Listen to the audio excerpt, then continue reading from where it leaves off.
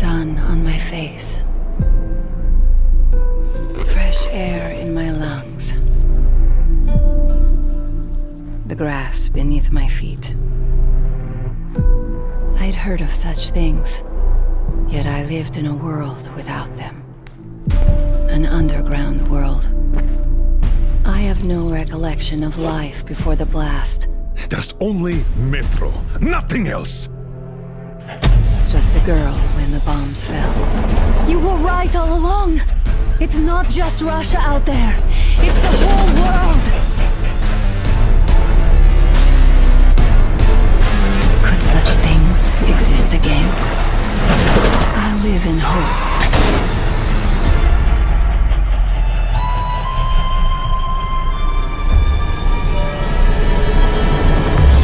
Your hands slay the enemy's servants with no rest or mercy!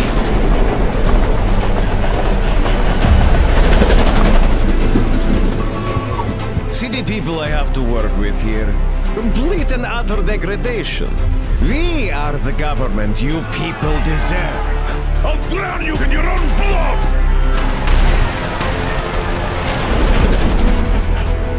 So you do understand. There is no other way.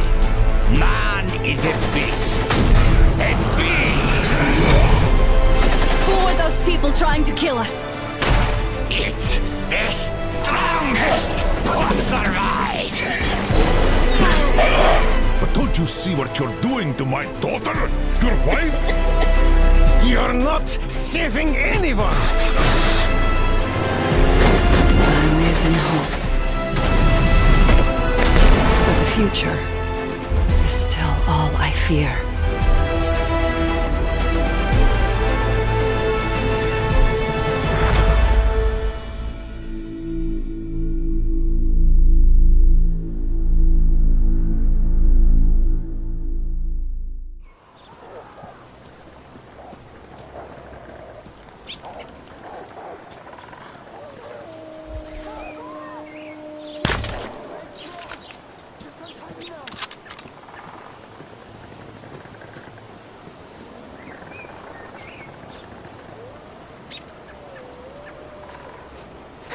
The fuckers tied me up so tight I can't feel my arms!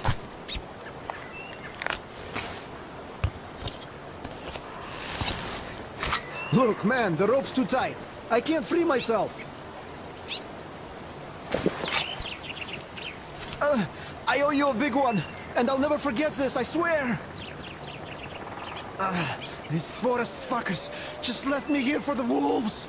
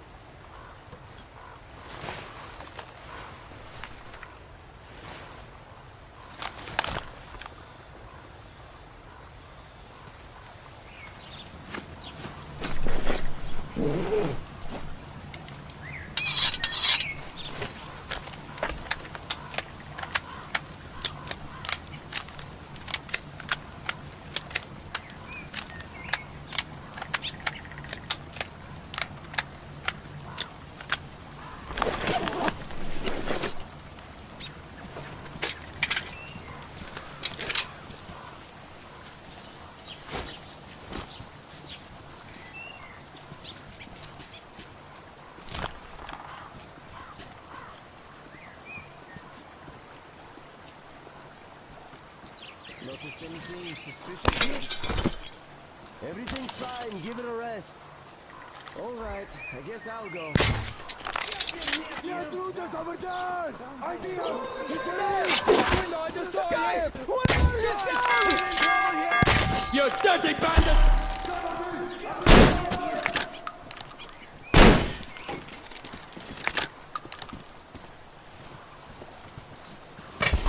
Eat that one!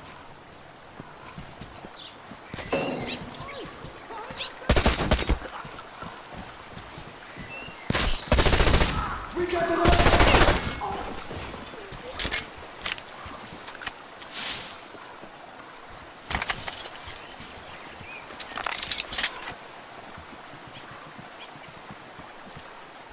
It's him!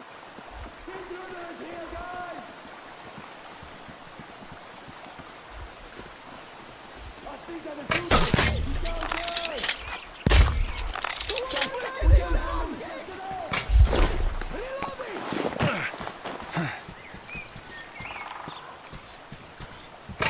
The intruders hit that fast!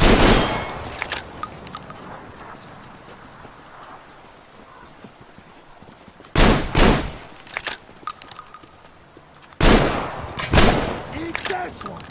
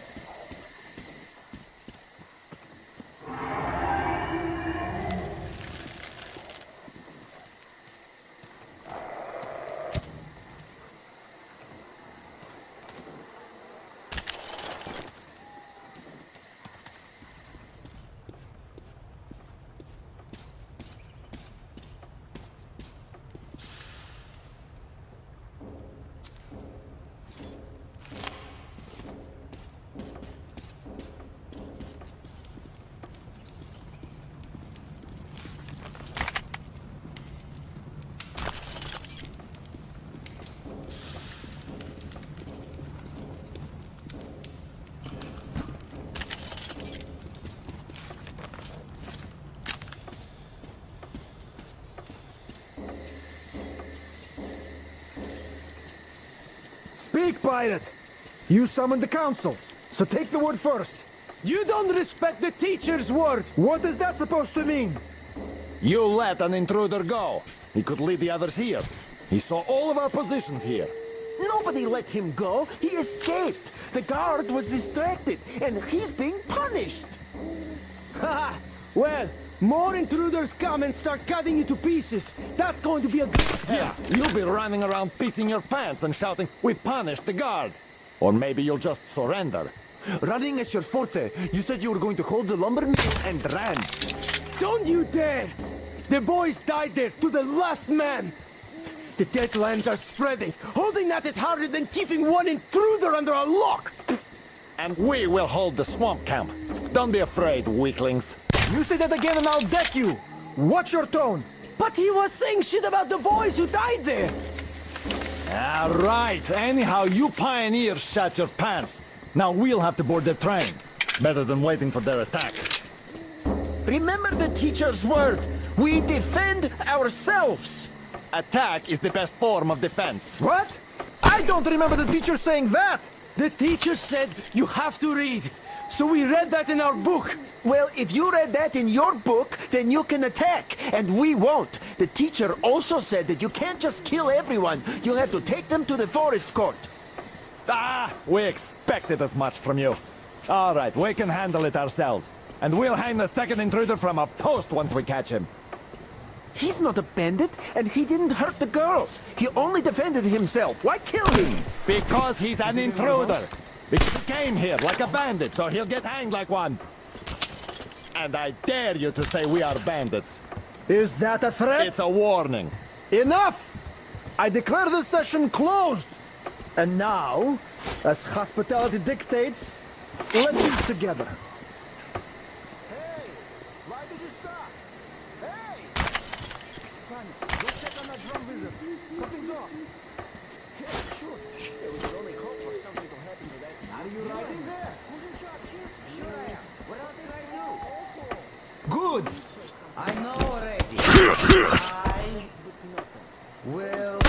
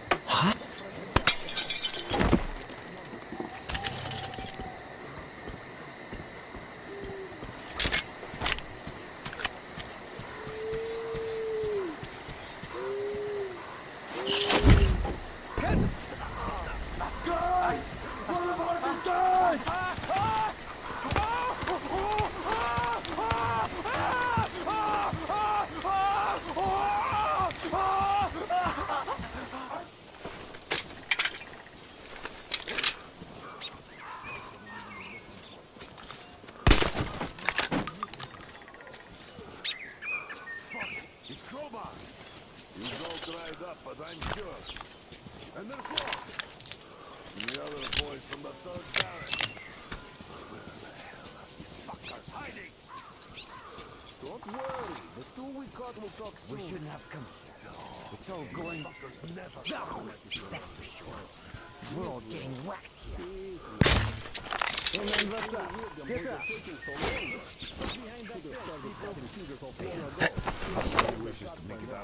That bitch is there!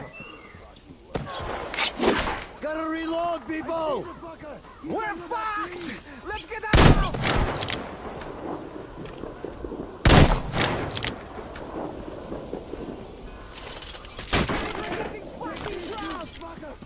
There he is! At the campfire!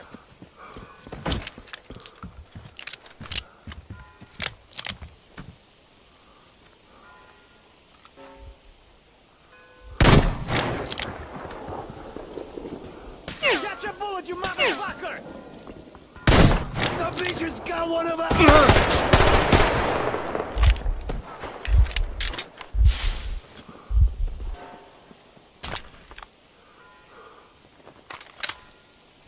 Die, you fucking bitch!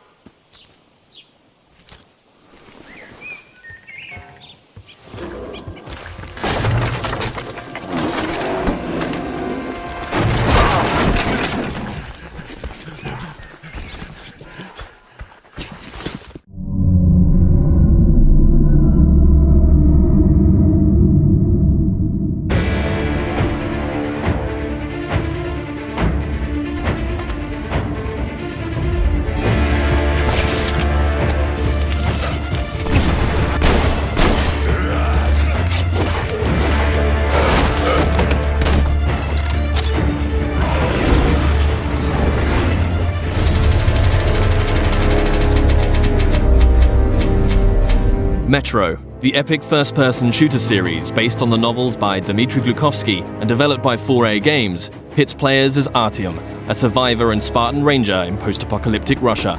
After the critically acclaimed Metro 2033 and its sequel, Last Light, the series returns with its third and most ambitious installment yet, Metro Exodus. This walkthrough takes place in a level situated near the Volga River. Shortly after Artyom, his wife Anna, and their fellow Spartans discover there is life outside the Moscow metro and flee the tunnels on a hijacked train called the Aurora, heading east in search of answers. The Volga is one of a number of huge open levels in the game. This is a bold new concept for Metro, but these self-contained worlds are woven together by more traditional linear levels. The Volga contains many hours of gameplay, but this walkthrough will focus on just a handful of segments in order to demonstrate the multitude of new features in Metro Exodus. Having been briefed by the Spartan Order's commander, Miller, to explore the area, players will quickly find themselves thrust into a dangerous and hostile world. Even far away from Moscow, radiation levels are still a constant threat, with players having to manage the time remaining on their gas mask filters in addition to their other resources. Scavenging for chemicals and materials that can be used to craft equipment and ammunition, therefore, is a must, and you'll be immersed within a world that constantly demands your attention in order to survive. The Volga level is many times larger than the most expansive level in Last Light, and is indicative of the new sandbox survival gameplay mechanic in Exodus. A critical narrative path is always there to follow, but these wild, open environments offer countless locations to explore and unique encounters for those who dare to venture off the beaten track. That electric tower there looks like a perfect sniping position. Let's go. Some of these locations may reward you with upgrades and new equipment, while others may provide greater insight into the lore of Metro. Within these huge environments, players will traverse the territories of the mutants, bandits, drifters, and survivors that inhabit post-apocalyptic Russia. Here, you'll see the AI biomes in effect, where humans, mutants, and animals will all react differently to their surroundings, depending on a variety of factors. Look, a rabbit. Players may see mutants hunting other mutants, and an open firefight could attract unwanted or maybe wanted attention. Early into their mission, Artyom and Anna stumble upon a group of cultists who believe electricity and technology caused the destruction of society in Russia. Having infiltrated the cultist church and rescued 2 of their prisoners, players must find their way back to Miller and the Spartans, and can choose a number of different methods with which to escape. As with any Metro title, Exodus places the onus on the player to choose how they progress. It's possible to play this entire level without killing a single human being, or if subtlety isn't your style, you can adopt a take-no-prisoners approach. Regardless of ethics and playstyle, however, there will always be a need to infiltrate areas with a level of discretion. Stealth, therefore, plays a significant role in Metro Exodus. With the ability to modify weapons in the field, players can customize their setup depending on the situation at hand. The flexible Kalash can quickly transform from long-range to close-quarters configuration, and with the right upgrades, the basic 3-shot revolver can be turned into a silenced, 6-chambered, and deadly accurate handgun. Crouching and sticking to the shadows will reduce your chances of being discovered by enemies. The blue stealth indicator on your wrist will glow when you're at risk of being seen. Interacting with the environment around you is also key. Extinguishing torches and creating a distraction by throwing tin cans to confuse enemies as to your whereabouts, allowing you to get close and execute a silent kill.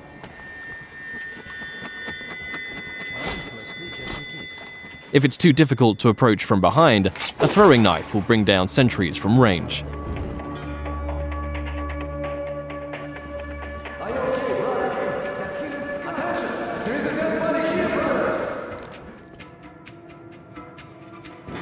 If your presence is discovered, perhaps through a missed shot or by making too much noise and the alarm is raised, the game isn't over, but the rules have changed. Players will hear dynamic battle chatter as foes call out to their companions and attempt to pinpoint your location. Enemies will try to hunt you down as the game transitions into a frenetic, action-oriented shooter.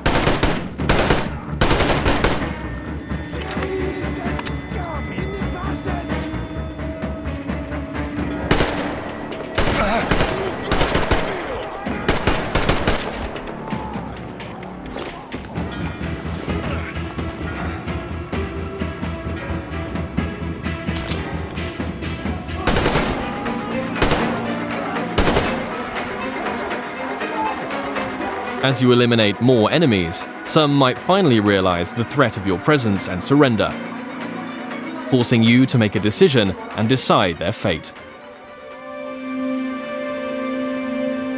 Praise be to Tsarfish, the protector of the people.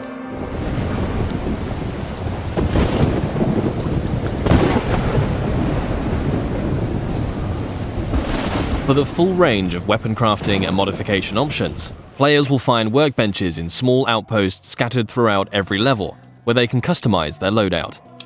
Everything from medpacks and gas mask filters to ammunition and throwable items can be crafted at the workbench from materials scavenged in the field. As players use their weapons, dirt and grime will accumulate on them in real time, reducing accuracy and damage and making them prone to jamming and overheating. Resources can be spent cleaning and maintaining your weapons here. Another signature feature of Metro is the unique arsenal of handcrafted, improvised weaponry. There are hundreds of modification combinations that drastically affect a weapon's stats and performance as they are stripped for upgrades. Every component in a Metro weapon is modeled on real-life materials, such as a Soviet-era kitchen utensil that forms part of a heavy stock to provide stability to the Kalash, or the fan-favorite T-HAR, a pneumatic sniper rifle that fires ball bearings for silent, long-range kills. The T-HAR has its very own set of upgrades available, like increasingly airtight seals keeping up air pressure in the pneumatic system. Your equipment can similarly be repaired or upgraded at a workbench, allowing you to increase your protection or mobility with upgrades to your helmet or armor, or make life a little easier with additions like a compass to your wrist bracer.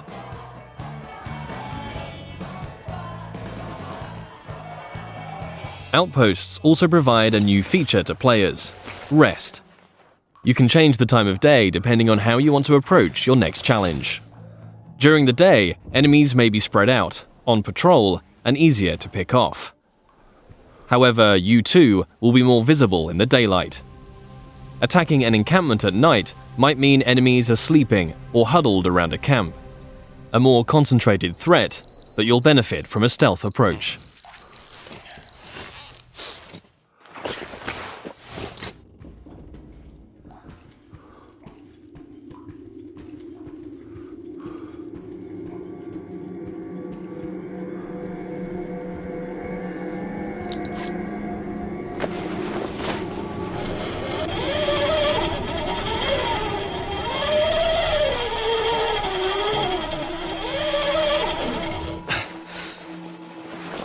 Even in such open environments, claustrophobic, close-quarters combat is never far away.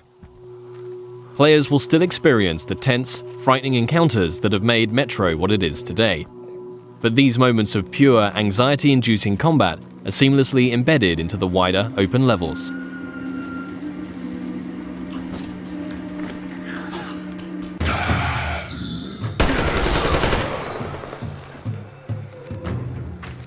With Artyom and the Spartans a considerable distance from Moscow, they will start to discover how radiation has affected different life forms across the country. Humanimals are a new mutant to Exodus, fierce and unrelenting. The A-Shot serves as an effective close-range weapon for this frantic, breathless type of gameplay, a marked distinction from more tactically demanding human encounters.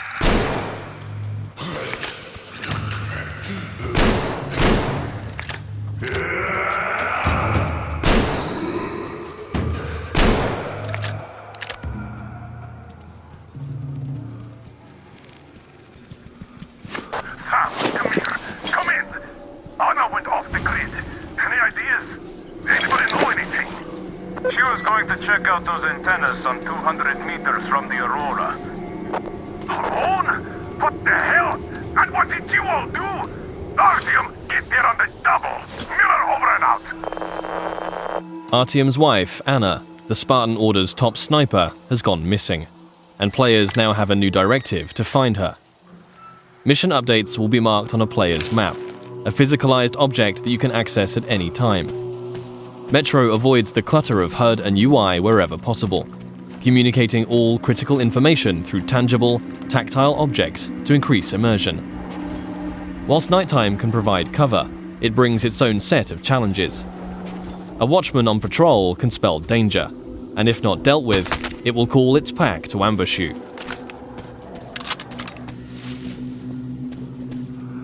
And in a world rife with dangers, a more mysterious threat is that of the anomaly, a roaming electrical phenomena that expels radiation and will kill you if it gets too close.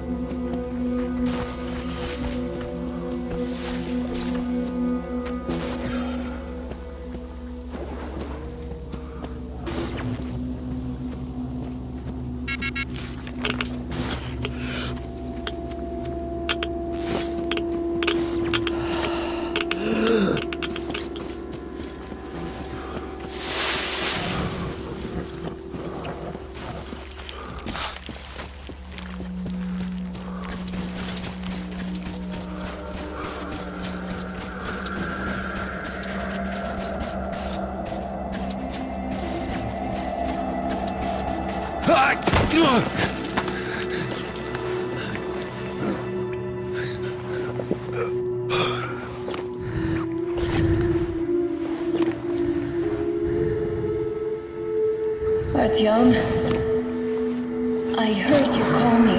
It was so great there. But I heard you and couldn't leave you.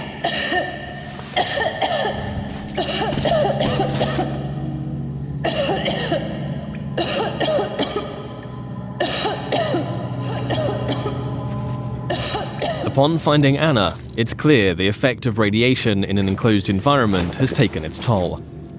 Artyom will need to find a way to open the doors in order to get out in time before the gas mask filters run out.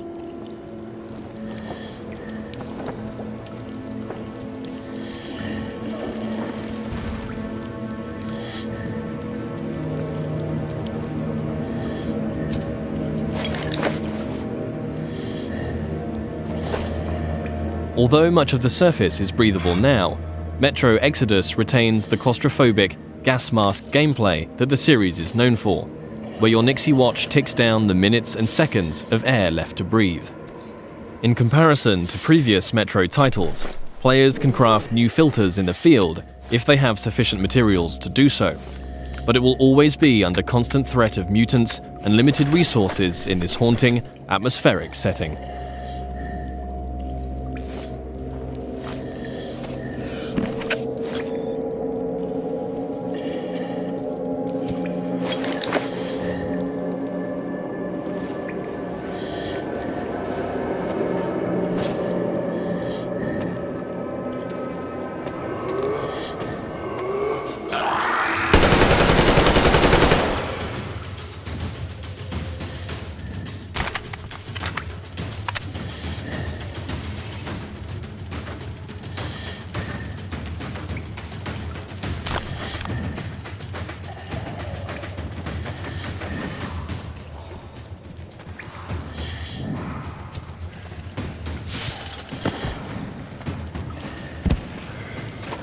If your gas mask gets damaged, you also have the ability to make a temporary field repair, although until you can find a workbench, your vision will be somewhat compromised. Nothing a little duct tape can't handle for the time being, though.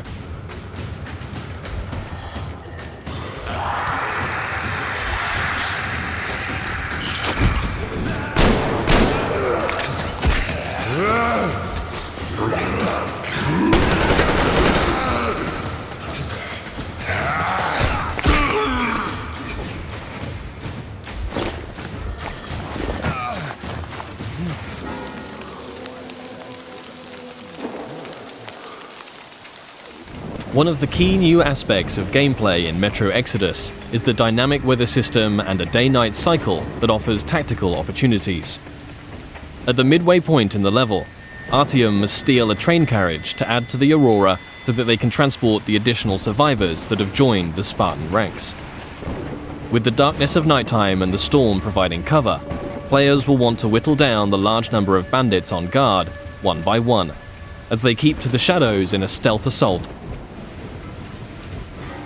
The train yard is just one of many settings that demonstrate the progression seen in Exodus from previous Metro games. The classic Metro gameplay elements of human and mutant combat, stealth and resourcefulness, all set in tense, frantic and often claustrophobic environments are ever present. Juggling the charging of your battery to keep power flowing to your night vision goggles, disabling tin can traps, keeping air pressure in the T-HAR high, all while staying alert to the hostility around you, are all part of the unique and highly engaging gameplay that has made this series so revered. Attention to detail is another contributing factor to that status.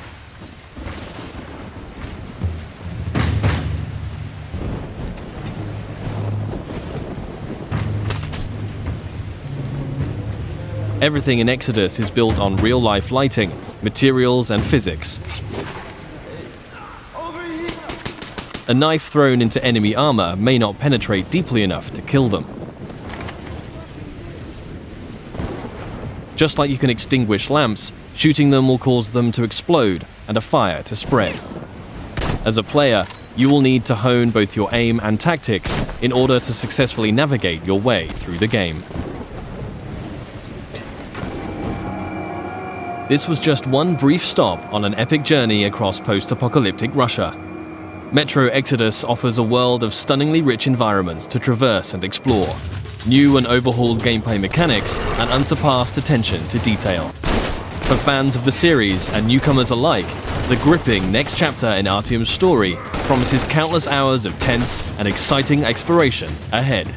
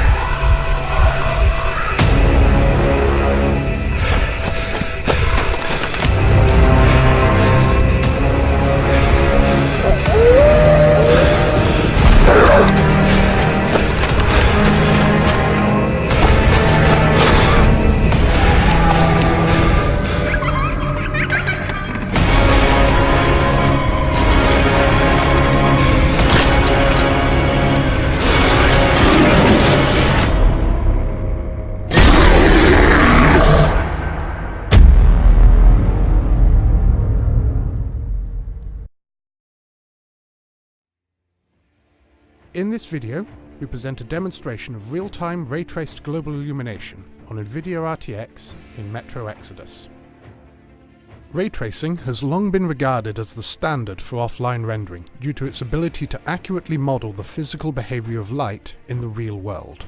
A single ray trace operation searches for the shortest, straight-line path between the pixel currently being drawn and some arbitrary polygon elsewhere in the scene.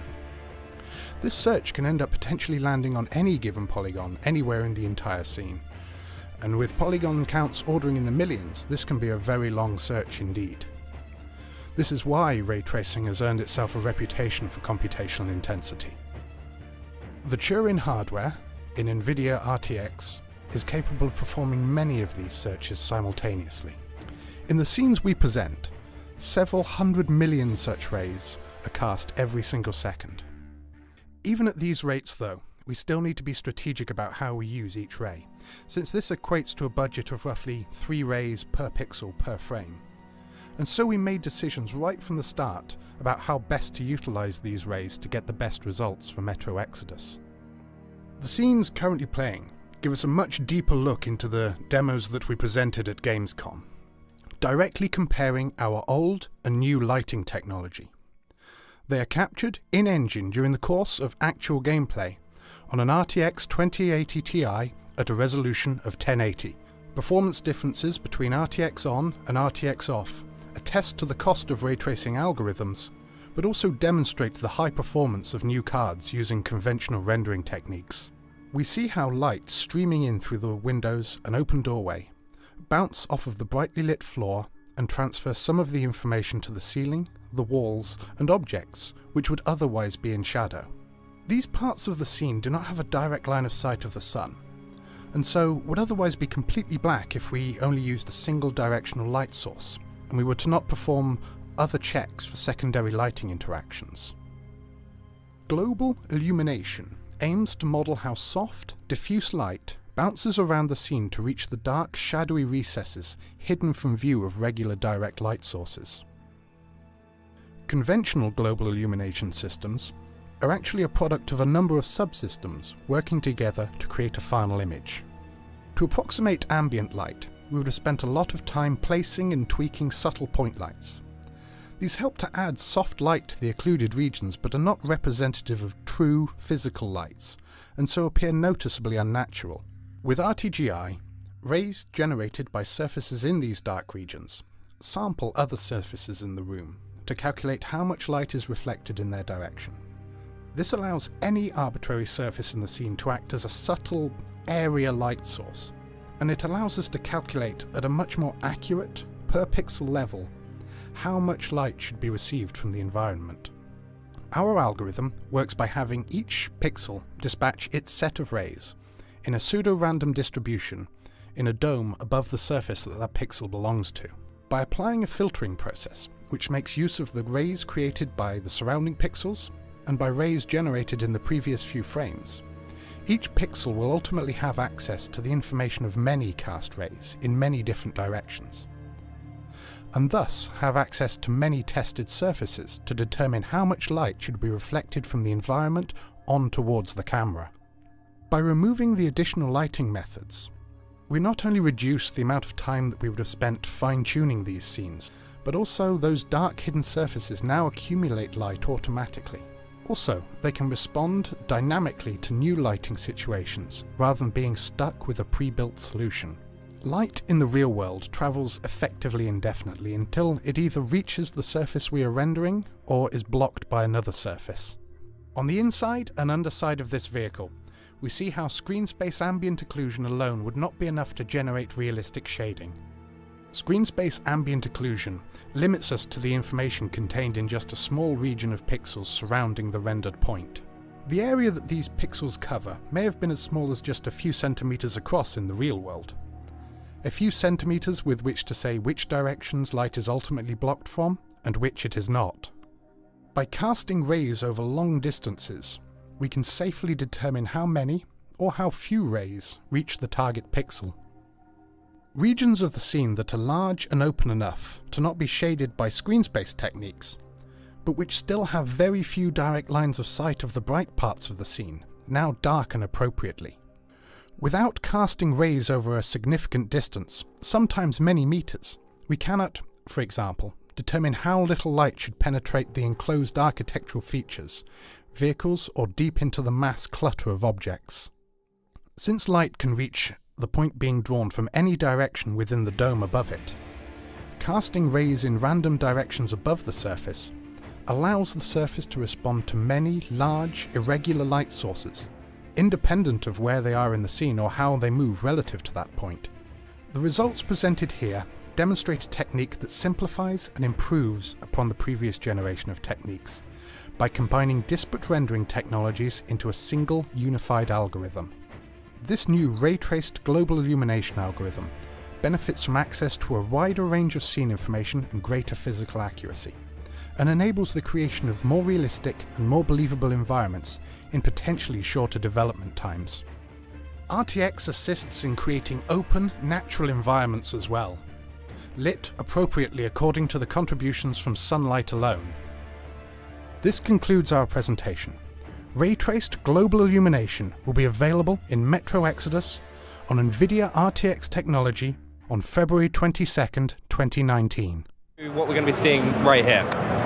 So you can play Metro Exodus many different ways. You can play, you know, full, you know, guns blazing, or you can take a stealth approach. The game tends to encourage that because it does become very difficult when you go, you know, all out, because it is a survival game. Ammunition is scarce, resources are scarce, but we've added a lot of you know, elements to the AI and stealth functionality of the game to make it a lot more robust this time around.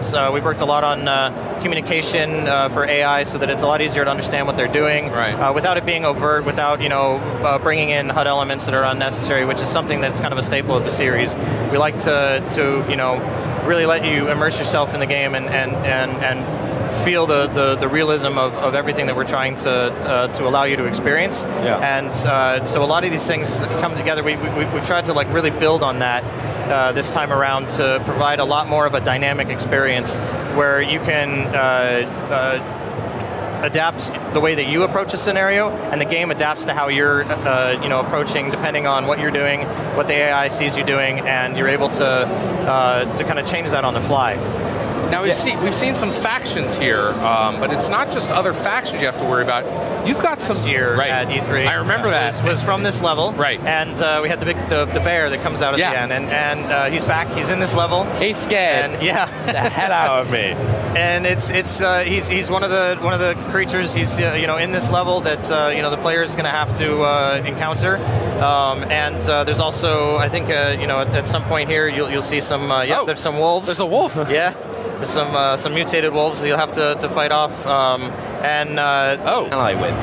Well, some factions are going to be just pure evil, as you would expect. You know, bandits are probably just, you know, nefarious people that are you know, out for no good. Yeah, but some might not be. Some might be neutral. Some will react depending on how you act upon them as well. So the game kind of adapts to how you play, because we really want you to feel like you are entering the shoes of Artyom, the main character, and assuming that role and deciding what type of person he is. Right, fantastic, John. It looks amazing. Turned into shadows.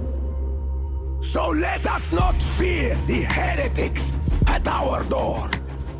Even with their iron steeds standing before us, stinking of machine oil and shining its heretical light upon us. Remember, most of the country has been destroyed or occupied. Even those who speak our language might be enemies, by conviction or out of fear. We will not falter. Let us steel ourselves against them. For this is our hour of glory. Amen. Let's move out, Artyom.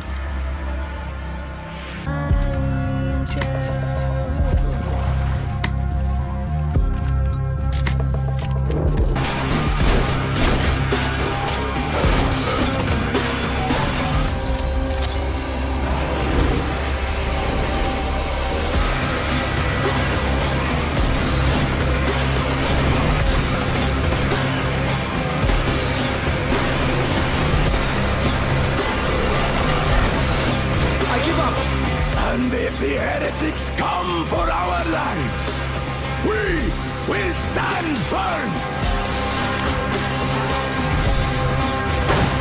So you got me, you damned heretics. Artyom, jump!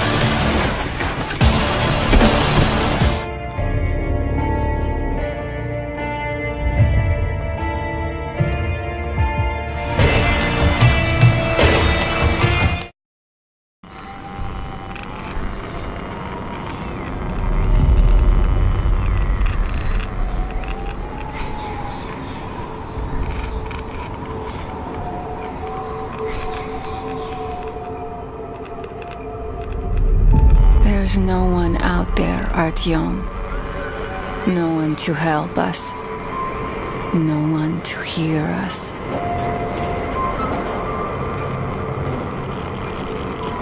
If there was, don't you think we'd have found them? This world is dying. We have to accept it. There's only us. Why do you keep going up there? What are you hoping to find? Each time you go out there, I wonder if you'll ever return. The metro is all we have left. And I don't want to die here alone.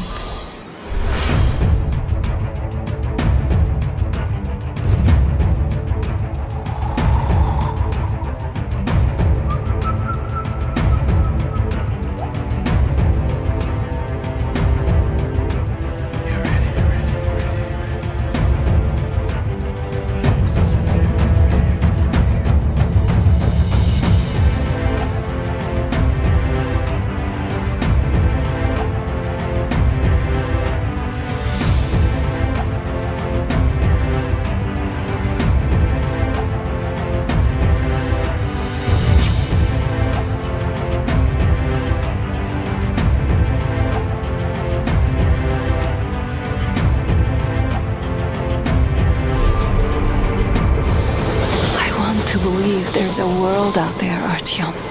I want to dream.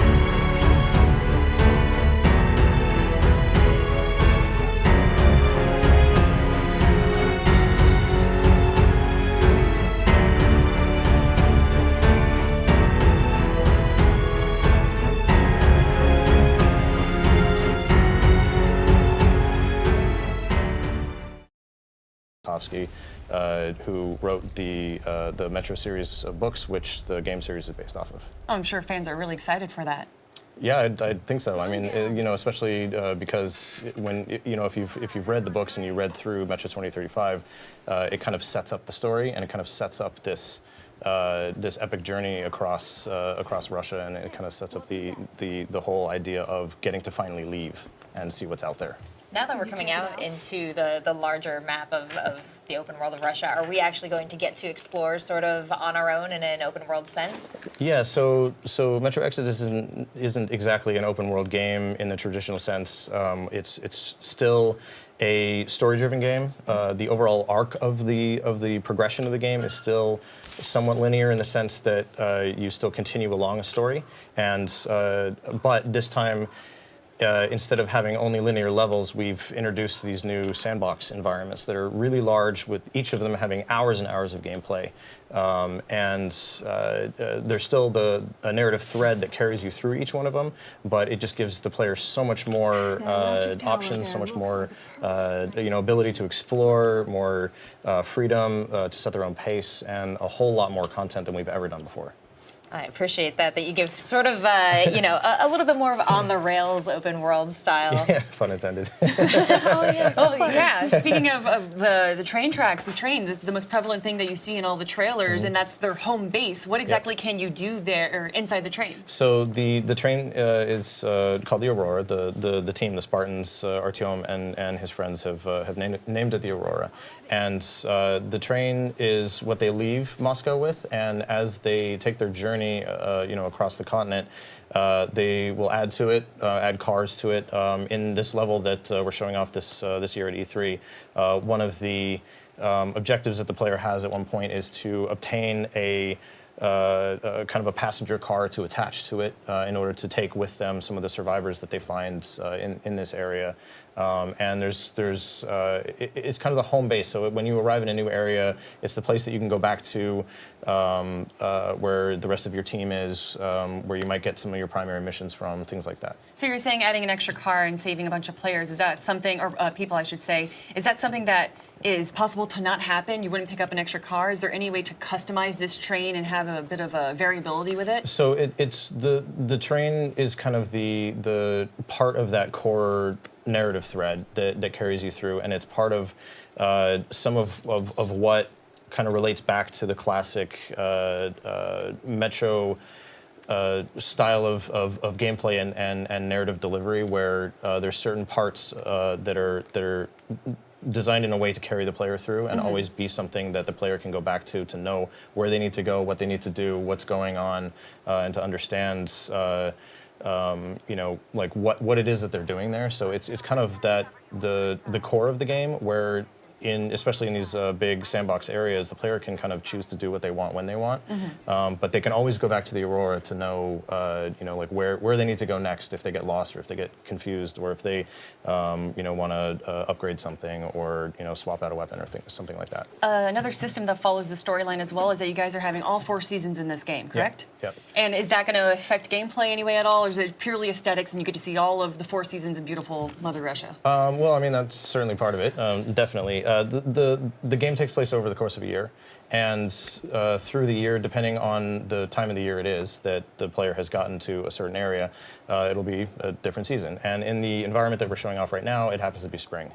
And so you see in this environment, a lot of the snow has been melting, and in spring, comes storms, and so in this area there's thunderstorms and different types of dynamic weather that you'll be able to experience within the levels, and the different areas, depending on the time of year, will have different seasons that come with different weather patterns and things like that.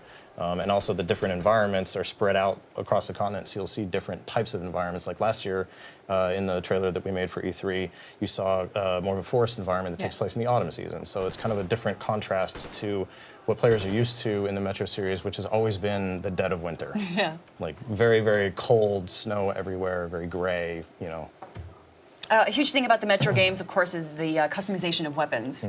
How exactly have you guys worked on that for Metro Exodus? So in previous games, the customization was a little bit limited. You could, maybe buy a pre-configured upgrade to a weapon. In Metro Exodus, we've redesigned the weapon system completely. And now it's more modular, and there's kind of there's like 5 hard points on every weapon, where you can change characteristics of the weapon, physical characteristics that affect the attributes. Say swapping out a barrel or a stock or a magazine, but you can also add attachments, so scopes and lasers and things like that. And it's much more customizable to where you can take a weapon in its very base form, and you can customize it to approach a situation in the way that you want to. If you're going to approach a bandit camp in a stealthy way, you can attach a silencer and maybe a red dot sight. Or if you want to do something from a distance, you can attach a long barrel and a scope. There's a wide range of options for every different type of weapon. We've also added the idea of maintaining weapons. We've always had a little bit of overheat or jamming that was kind of dynamically occurring with weapon use in previous Metros, but in this game in particular, you have to maintain the weapons. So when you come to a workbench, as you're seeing right now, you'll have to clean the weapons because dirt, grime, water, things like that will actually cause the weapons to break down more often, and even possibly affect the performance of the weapons as well. I was looking for more chores. Thank you.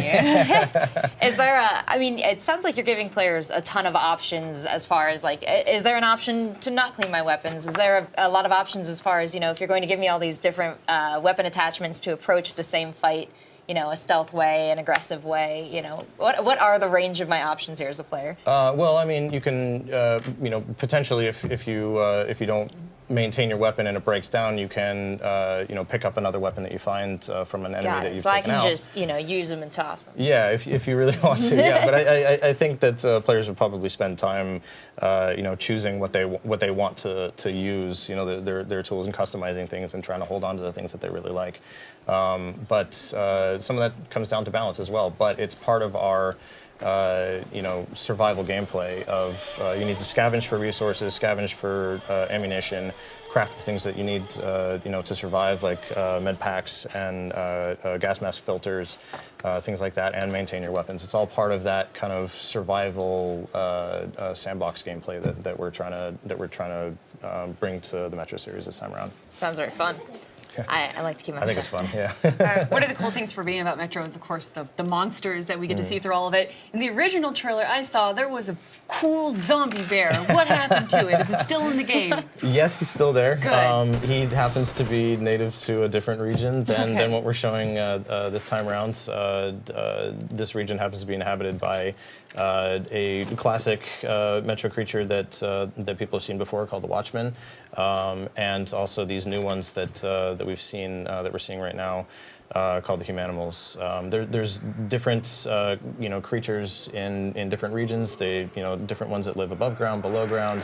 And different ones that have kind of adapted naturally to their environments, and some of them are completely new because we're no longer in the Moscow Metro system, and so some mutants won't be returning, and some new ones, the player will come across, and some will be returning as well. So. Now, before I send you away, obviously mobility is very important in this game. You're exploring all of Russia, and sometimes you're going outside of the train. What ways can players traverse the land? So aside from walking around.